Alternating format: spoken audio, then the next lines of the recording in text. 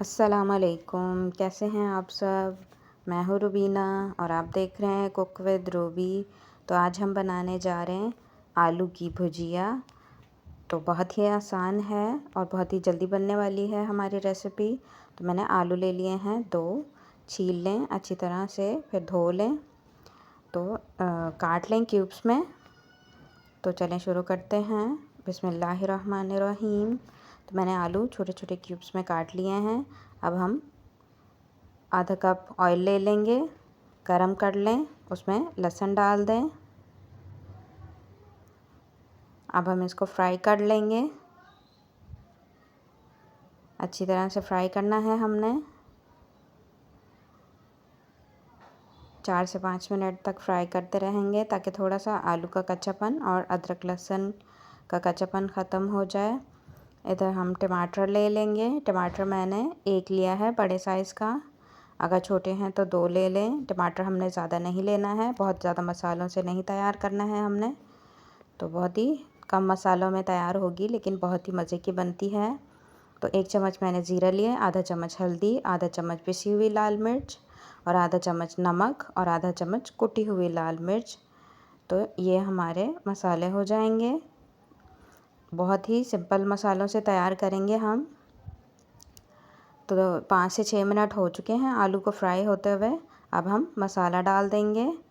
तो मसाले में पिसी हुई मिर्चें और कुटी हुई मिर्चें इसलिए डाल रहे हैं कि हमारे सालन का कलर ख़राब ना हो, तो दोनों मिर्चें इस वजह से हम डाल रहे हैं और मिर्चें भी पूरी रहें। तो अब हम इसको फ्राई कर लेंगे। 4 से 5 मिनट तक मैंने फ्राई कर लिया है। तो आपने भी इसी तरह 4 से 5 मिनट तक अच्छी तरह फ्राई करना है टमाटर और आलू को, ताकि हल्का सा नरम हो जाए टमाटर। अब मैंने आधी प्याली पानी डाल के इसको गलने के लिए छोड़ रही हूँ ढक्कन लगा के।